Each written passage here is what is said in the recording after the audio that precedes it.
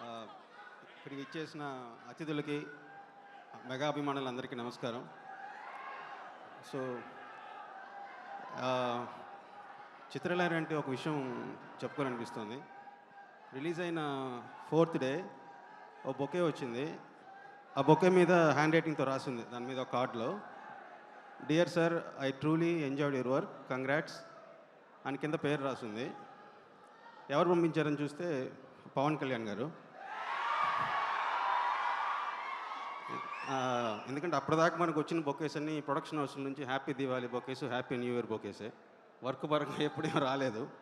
So first bouquet, first wish Pawan Kalyan garu, మీ work enjoy చేసి పంపించడం అనేది it's one of my best moments. Thank you so much sir.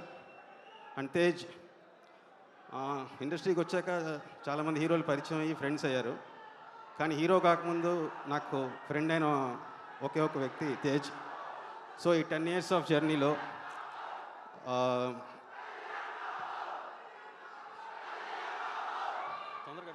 Kalyan Babu అది అలా నడుస్తూ ఉంటుంది. మనకి సినిమాలో రీ రికార్డింగ్ లాగా సార్, సినిమాలో రీ రికార్డింగ్ లాగా background score. Thank you so much Kalyan sir. నా ఫస్ట్ విష్ అనేది ఎప్పటికీ మర్చిపోలేను. It's best moment in my life. So 10 years of Tej. So ఎంతో హార్డ్ వర్క్, ఎన్నో స్ట్రగుల్స్ అన్నీ దాటుకొని ఈ స్థాయికి రావడం అనేది చాలా చాలా happy. So happy for you darling. ఇలాగే గొప్ప గొప్ప విజయాలన్నీ అందుకుంటూ ముందుకెళ్ళాలని మనస్ఫూర్తిగా కోరుకుంటున్నాను. Thank you all. Sir, carnage అంటే ఇంకా మనకి గ్లిమ్స్ రిలీజ్ అవ్వలేదు, కానీ ఈ సెట్టింగ్ అంతా చూస్తుంటే మీ ఎక్స్పెక్టేషన్ ఏంటి? డైరెక్టర్ ఇక్కడే ఎక్కడో ఉన్నట్టున్నారు. రోహిత్ గారు ఎక్కడ? డెబ్యూ చేస్తున్నటువంటి డైరెక్టర్ గారు.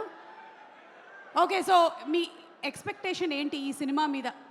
నాకు దానికి సంబంధించినన్ని తేజ్ నాతో షేర్ చేస్తున్నారండి. తేజ్ దానికి సంబంధించిన కథ కానీ ఐడియాస్ కానీ వాళ్ళు అనుకుంటున్న అన్ని షేర్ చేశారు. నెక్స్ట్ లెవెల్లో ఉంటుంది అంతా. ఓహో, అయితే మీరు ఇప్పుడు షేర్ చేయకూడదు, లేకపోతే వైరల్ అయిపోతారు. అవును. Okay, thank you sir, thank you so much.